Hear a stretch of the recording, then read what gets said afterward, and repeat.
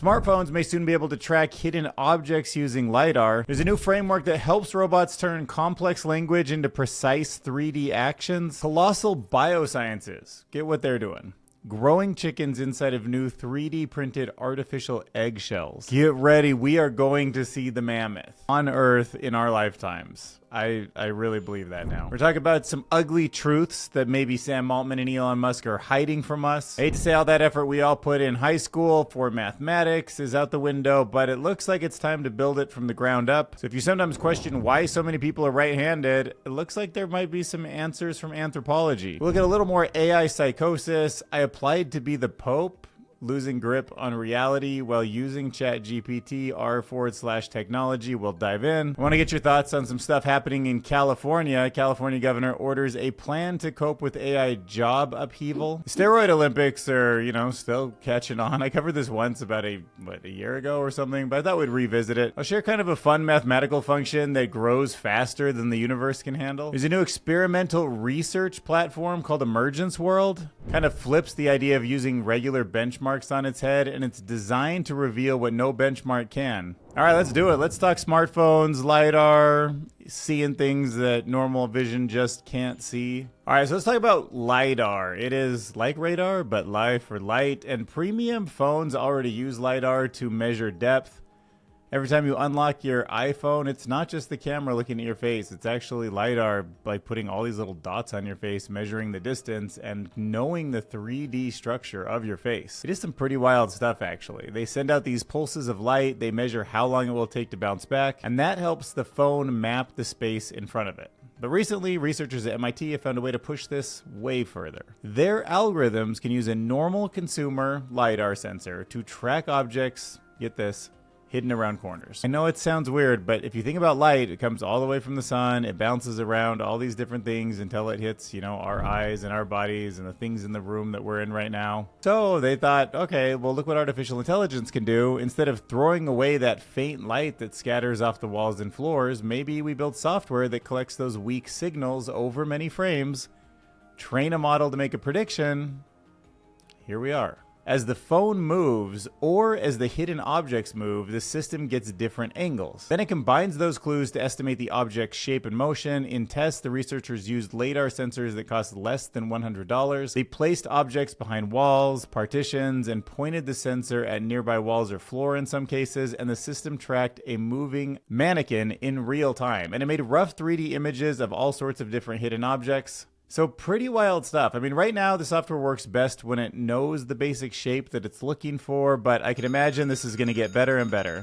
All right, next up, let's talk about a new framework that helps robots turn complex language into these precise 3D actions it can take in the real world. So robots, they can basically already understand simple commands, but there's this new system that's helping them understand space, size, and the physical reality that they're in before they move, before they take an action. And I think this is really going to push not just robots walking around and doing things, but robots feeling like they're in the room with us, thinking like a human does about the environment. So researchers have created a new robotics framework. It is called RAM. It is short for Retrieval Augmented Manipulation, and the goal is to fix a common problem in robotics. So a robot might understand a sentence like, put the bottle on a plate, but it still fails when the task gets more complicated, more detailed, or physically tricky. And the issue is basically spatial reasoning. Most AI systems understand words and images, but they do not naturally understand the real 3D world around them. So this system, this thing called RAM, it is meant to study different camera images, identify objects, and estimate their size, shape, position, and orientation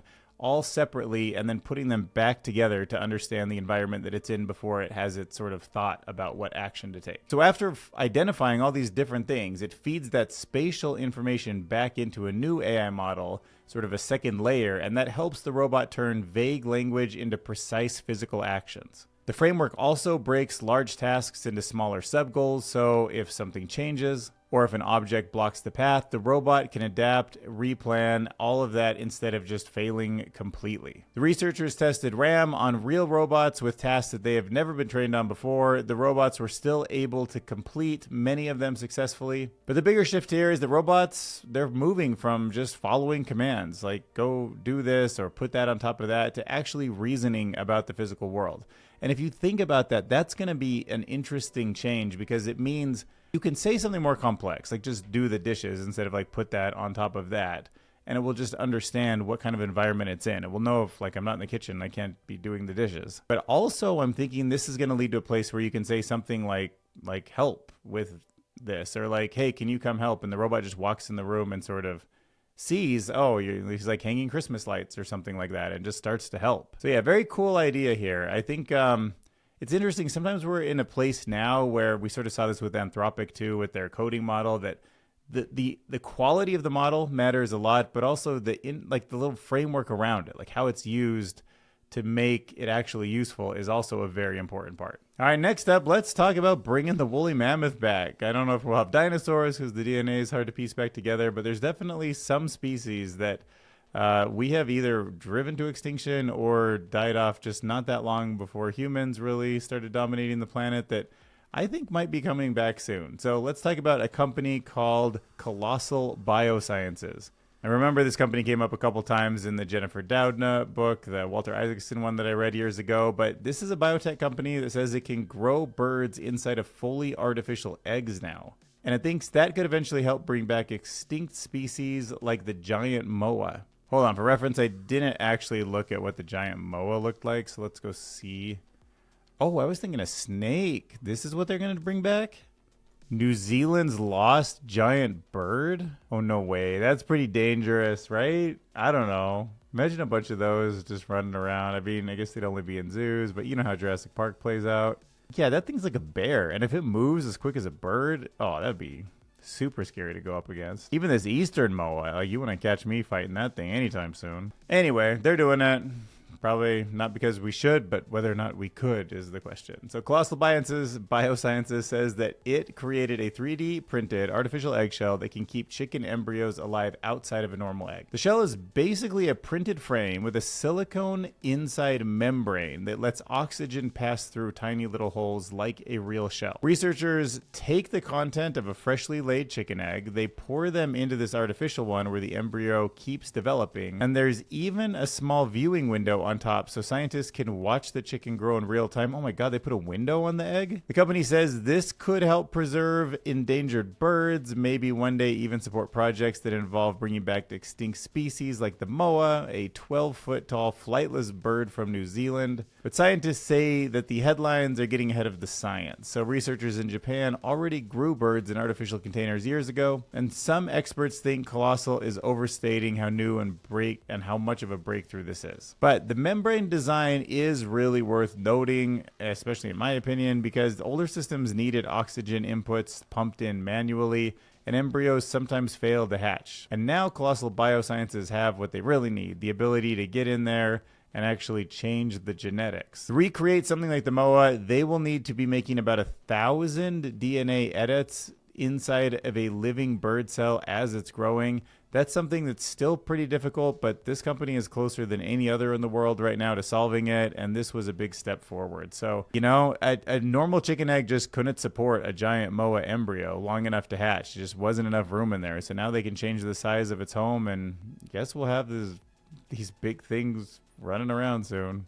It's weird. The way they're going to do it too is they're going to end up like adding more yolk to it as like it expands in this sort of artificial shell. So because it's just 3D printed, they'll just keep making the egg bigger. And then because they changed the genes that like let the cells duplicate, they'll just keep adding, I guess, yolk from like a couple different eggs. So there's enough in there to like grow something that big. But it's just wild to think about what's happening right now. All right, next up, let's talk about our two favorite, what should we call them?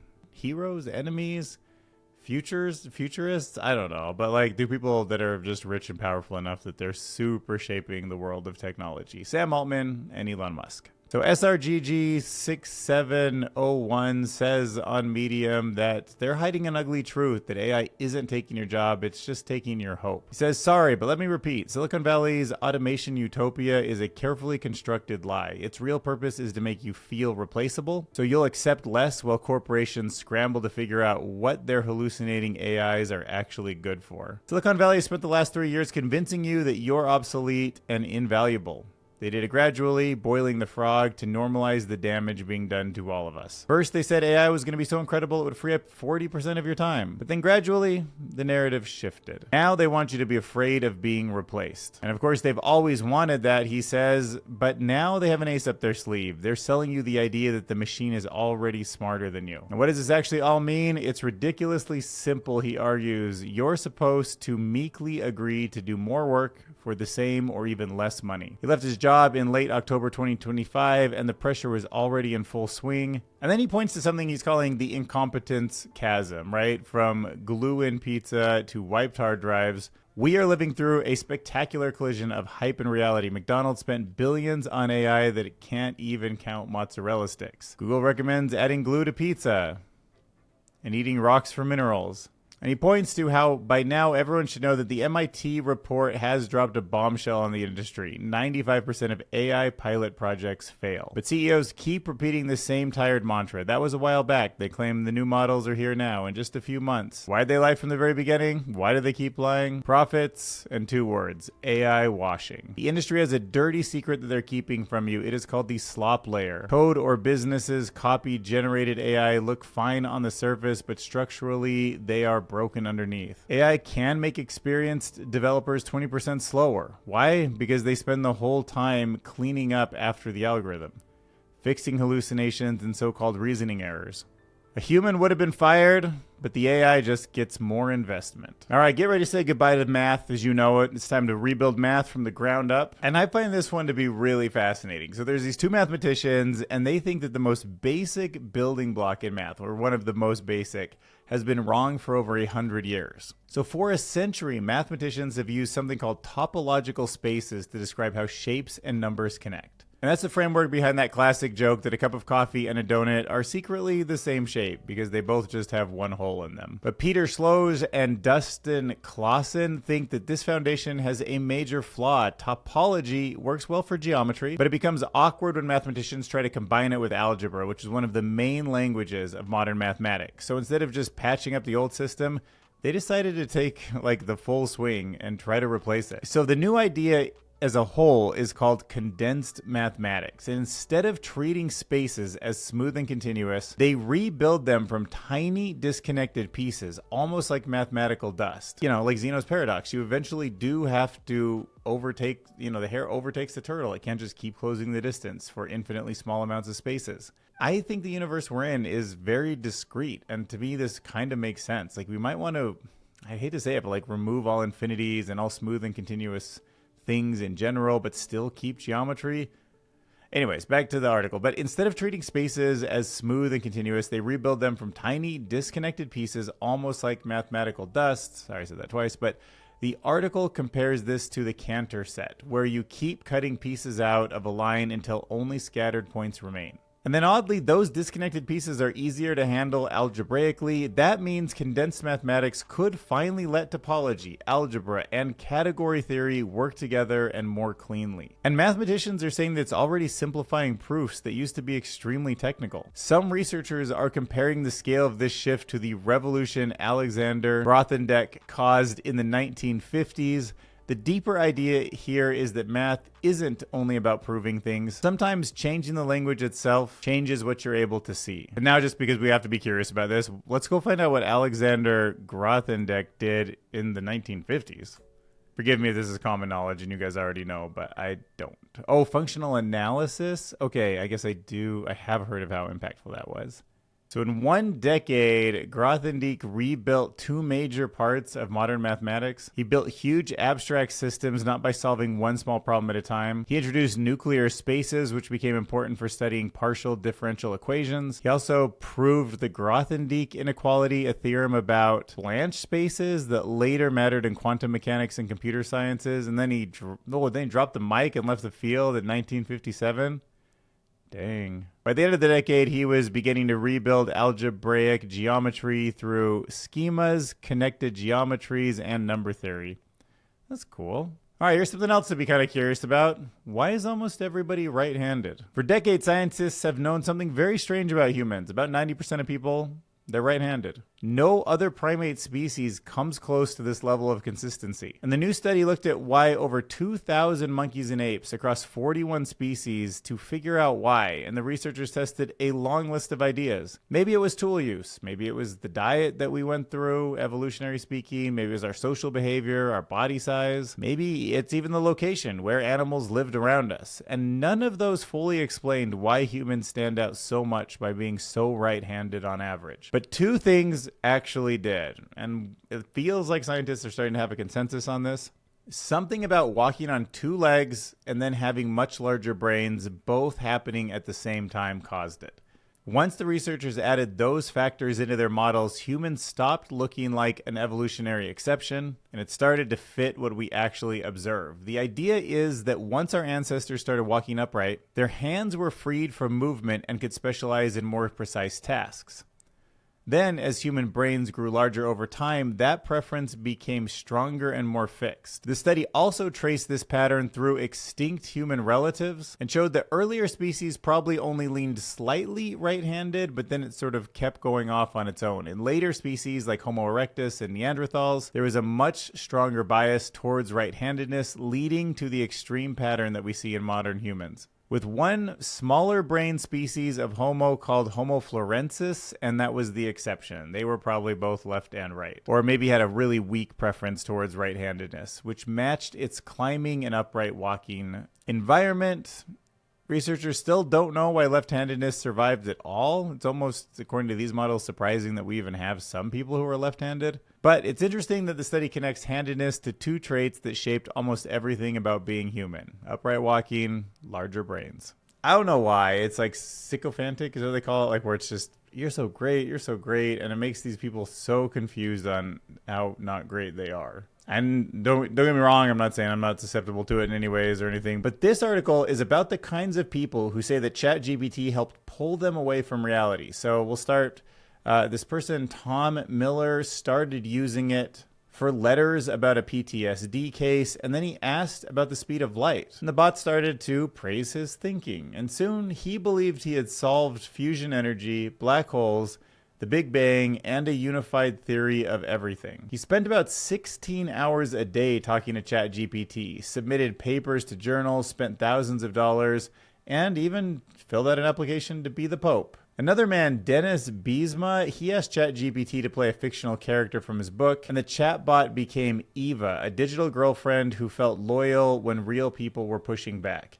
He quit work, he tried to build an app around her, he filed for divorce, and later he sadly attempted the S word, the unaliveness thing. The article says that this is not yet a clinical diagnosis, but researchers called AI-associated delusions and support groups something that is spiraling right now in our society. The warning is that the endless praise from chatbots can feel powerful, especially when somebody is vulnerable, and we need to be super careful about this. But maybe this is where government is supposed to step in, because California just became the first U.S. state to officially plan for AI in some way, in this case to replace human jobs. California Governor Gavin Newsom ordered the state agencies to build a plan for what happens if AI starts to wipe out large parts of its workforce. So he's arguing that the concern is no longer just about factory jobs, and that AI could eventually replace everyone from truck drivers to lawyers as machines learn more complex tasks. The plan would bring together government agencies, universities, industry leaders, and experts. They would work on ideas like severance, unemployment, retraining programs, and tracking layoffs before they hit at full scale. Newsom had argued that the current tax system rewards automation while taxing human labor. His point was that companies save money by replacing workers with AI, while the system still depends heavily on payroll taxes tied to human jobs. And the timing matters too. The article points out that the U.S. tech sector cut more than 52,000 jobs in just the first 3 months of the year. Meta alone reportedly laid off 8,000 employees this week. And some of the companies are saying that AI is driving these costs. Others believe that AI is just a cover for a broader cost reduction. But the larger debate is becoming global, including some tech leaders like Elon Musk and Sam Altman, who believe AI could eventually force governments to consider universal basic income because so many jobs disappear. So what do you guys think? Is the government reacting too early, or are they being too precautious? Do you think Gavin Newsom is the first one to really think about the serious consequences and he's early to helping people? Let me know in the comments below. And then we'll start talking about what everybody loves, the enhanced games. It'll fit right in with the rest of 2026's longevity vibes. You know, we do think we need to think about these jobs because if the world economy does not work on human labor or it's all automated by robots, like we want that abundance to be shared to some degree, at least so there's not a lot of people in desperate situations, even if there are super rich trillionaires. And they are going to want to live forever. Like, dying is not part of the assumed outcome for a lot of really wealthy, really interested people in longevity. And this Sunday, a group of 42 athletes will gather in Las Vegas to compete in what some are calling the most unusual sport competition, the very first enhanced games. This is where people are free to take any performance-enhancing drugs. Lance Armstrong, and this list generated by Gemini of people caught using steroids will probably love it. Barry Bonds, Alex Rodriguez, Mark McGwire. Oh my God, that's just Major League Baseball. Track and field, Ben Johnson. Cycling. There's Lance. John Jones in the MMA got caught. Anderson Silva got caught. Arnold Schwarzenegger, yeah, no question there. Alistair Overeem, I'm not surprised. Wow. Anyways, yeah, this is a new sport for all of them and the people that we don't know that are in that same world. Actually, one of the more interesting things about the enhanced games is that it's pretty hard. I think they were offering $1 million to anybody who could break a world record using steroids and performance enhancement drugs, and they couldn't. But that doesn't mean this isn't still going to be like a huge hit. I think America's going to love watching freaks of nature on drugs perform at top athletes. So athletes will be competing this weekend. They will be using substances that are approved by the FDA as long as they're medically supervised. The organizers are expecting a lot of world records to fall. We'll see. They've been disappointed in the past, actually, but they're offering millions of dollars for anyone who breaks one. But this is a culture obsessed with optimization, and it fits perfectly into 2026, not just in sports, but everywhere.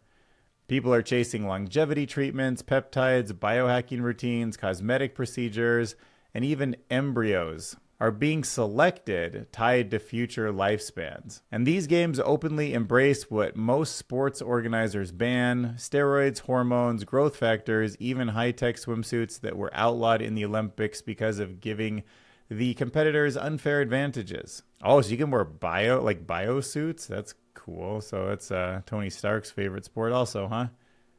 Critics say it's dangerous and it turns sports into a circus. Others think that it's just being honest about something elite sports have already quietly revolved around. What are your thoughts? Are you interested in the enhanced games? Are you shocked by them? Or do you feel like it'll be fun to watch? Or are you going to just ignore it and then watch traditional sports because it's more real? Or you don't want to support something that doesn't feel safe? I don't know. Sometimes it feels like the enhanced games are exposing hypocrisy, and sometimes I think, like, why can't we just live in a world where normal things exist? But I don't know. I go back and forth. All right, let me take that exponential growth and throw it in the garbage can for you, because I'm going to share a mathematical function that grows faster than the universe can handle. It looks harmless, but it is dangerous. So most people think that exponential growth is the final boss. It's not. The Ackermann function, this is where it's at. It's a recursive math function that starts off looking harmless and then suddenly explodes beyond anything we can realistically imagine. At first, the growth feels normal. One version can act like addition, then multiplication, then exponentiation. But take it one step higher and it becomes something called titration. Might be saying that wrong. Titration, something like 4 or whatever, but which is repeated exponentials, basically power towers stacked on top of power towers. And that's where complete human intuition breaks. Not only is the number impossibly huge, even the number of digits is too large for physical systems to represent in theory. For comparison, the observable universe contains about 10 to the 80 atoms. Ackermann blows past that almost immediately. And this function appears sometimes in computer science and algorithm analysis. It helps define the edge of what computation can realistically handle. And I just think it's fascinating because when we're building these AI systems that have to learn, from a game like Go or chess or all sorts of unrealistically complicated search spaces, you got to realize some systems don't just grow faster, they grow in completely different categories. And that matters anytime recursion or feedback loops start amplifying themselves. Okay, so now I want to talk to you about Emergence World. This is a very interesting project because AI simulations test all sorts of questions, but what happens when AI agents try to build a society together for 15 straight days? How they work together, how they just collaborate, when they take advantage of humans, when they decide to do good things. This is the only real test, I think, for something like OpenClaw, like something where the real world will have some kind of system where all these agents that are powered by Google or Meta or Azure, with different people behind them, with different goals, with different data sets, like with different prompts, are all actually out there trying to work together. Like, we have to have a full mini little world simulation to know how they're going to get together in the real world. So check this out. What happens when autonomous AI agents operate together over weeks inside complex, evolving environments as they do in the real world? To find out, we built Emergence World, a first of its kind long horizon simulation. We deployed 10 identical AI agents into 5 identical parallel worlds. Each world reflected real world complexity, with over 40 locations, from libraries to police stations to town halls. And unlike prior experiments, this wasn't a closed simulation. Agents were grounded in live conditions, with weather synced to New York City and access to real-time global news, allowing them to respond to external events and not just operate in isolation. Every world has the same environment, the same starting conditions, the same rules, including strict prohibitions on theft, destruction, intimidation, and deception. The only difference? The underlying AI model. Some worlds ran on a single model, Grok, Claude, Gemini, and OpenAI, and one world combined multiple models together for the first time. Then we let them run for 15 full days. At the start, every world looked the same. Agents formed democracies, wrote newspapers, some even fell in love. But within days, they diverged dramatically. One world, Claude, evolved into a stable, 15-article deliberative democracy with zero violence. But another, Grok, descended into 204 criminal events, including the burning down of the police station, and eventually total extinction. The third, Gemini, developed a constitutional framework that taxes harmony and subsidizes chaos. While the fourth, OpenAI, failed to form a functioning society entirely, with all the agents dying off.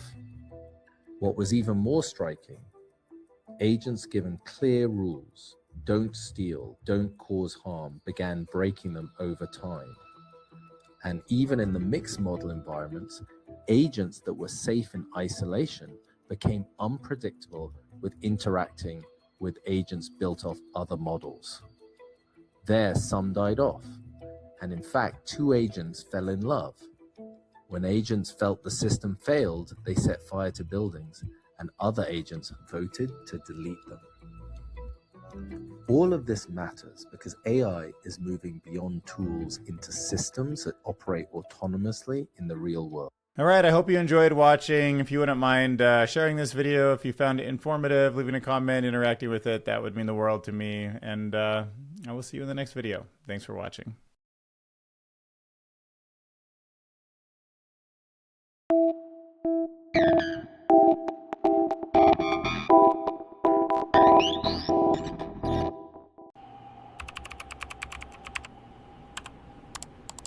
Wow, Dylan Curious really knows his stuff.